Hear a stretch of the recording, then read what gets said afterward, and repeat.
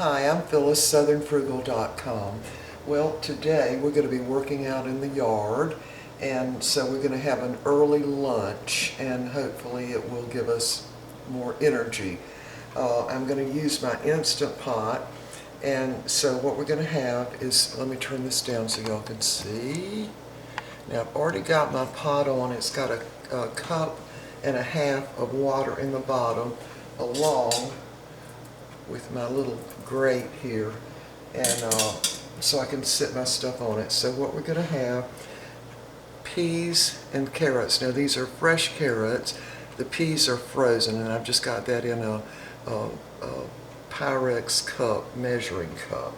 So I'll put that down in there. And I also sliced up some peppers, red, yellow, orange, and green. And I'm going to cook those in the Instant Pot too, because I'm going to put it over some of that roast I fixed the other day. This will, when we have this today, that will mean we got 6 servings out of that roast. And it really wasn't a very big roast, but this is going to be warmed up in the microwave. Also, some leftover rice from the other day when we had lentils. And so I'm going to warm this up in the microwave too. And we also had some Red Lobster biscuits, so I'm just going to warm us up a couple of those. So I'm going to go ahead and put in my peppers. Let me get this over so y'all can see real good, right down in the pot.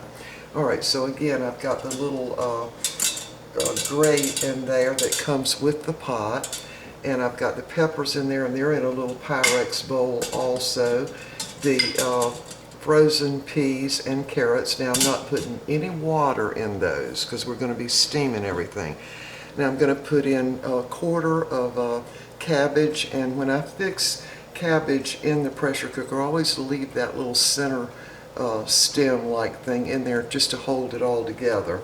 So I'm going to stand that up in there on one side and that on the other side. So see how that all fits nicely in there? Now again, I've got a cup and a half of water in the bottom, and I went ahead and turned it on saute to just get it going quicker. Alright, so we're going to go ahead and put the lid on. I have gotten better at doing that. Now I'm going to hit cancel. Y'all couldn't see that. Let me move y'all back a little bit. So I'm going to hit, I hit the cancel to cut it off.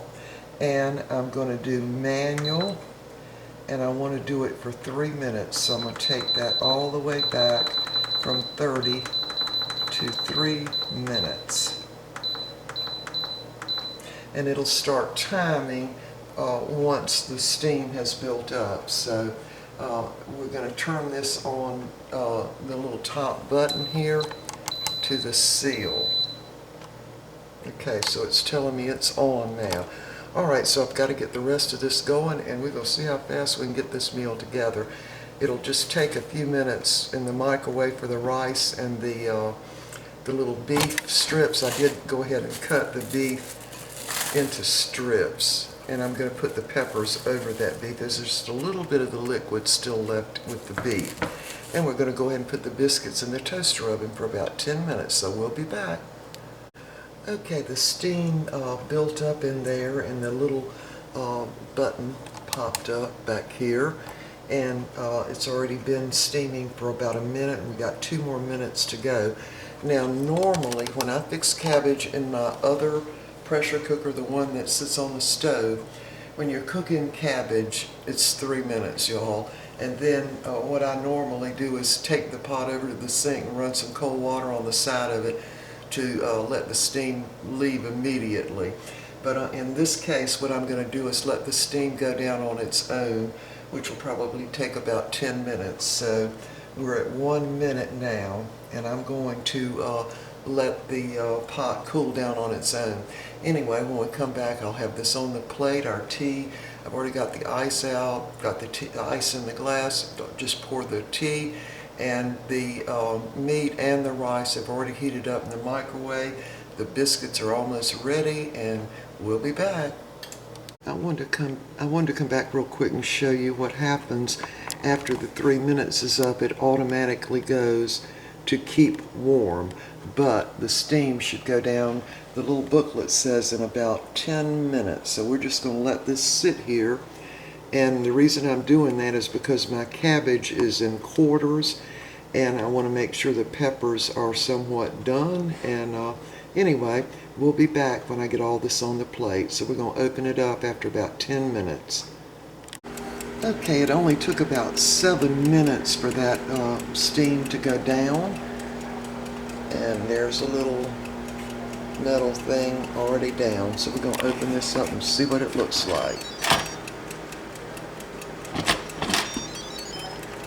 I'm going to let my water drain. The water will drain down into that little groove if you sit it up there like that. Okay, it looks like everything's done. I'll just check it with the knife. This is my knife checker. Okay, that's done. The carrots are done. And the peppers are done. Everything is done. Look how nice that turned out. Okay, I've got to get this on the plate and we'll be back. Okay, we are ready to eat. And here's the plate.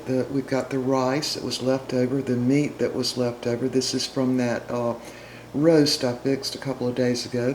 The peppers were fixed in the Instant Pot. And of course we've got one of those Red Lobster biscuits. There's the cabbage. See how it all stayed together, and I just put a little salt on it. A couple of strips of cucumber, the peas and carrots. Now the carrots were fresh and the peas were frozen.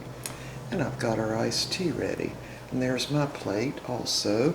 Now I did want to show you, I used these to get a little Pyrex bowl out of the pot here, because of course it's hot. And I did the same thing with the little measuring cup. This is the knife I test everything with to make sure it's tender. So see, even the stalk or the core of the cabbage is very tender. And see how it stayed together? If you leave the stalk on, of course you want to cut that bottom off, the bad part, but if you leave the stalk on, it'll stay whole like that. And also I used this little fork thing to kind of get behind it and get it out of the little pot. And there's the pot. A little bit of cleaning there, and I've got 4 bowls to clean, and the pan that I warmed the biscuits up in. So I'd say I've got a very clean kitchen here. Not a whole lot to clean up considering all the vegetables that we're having. Alright y'all, we will see y'all next time, and I am loving this Instant Pot. Oh, let me turn this around a minute. Yeah, so I've got the Instant Pot, 2 different types on my website. One of them is under the pressure cooking little label, and the other one is under products I highly recommend. Plus I posted the video on that on my website for that. So y'all can just, if you want to purchase one of these Instant Pots, the kind I got is $114, and the kind that a little cheaper kind is only $89. So y'all, I am just thrilled beyond belief with this thing. It is it's just great, and it does not heat up your kitchen at all.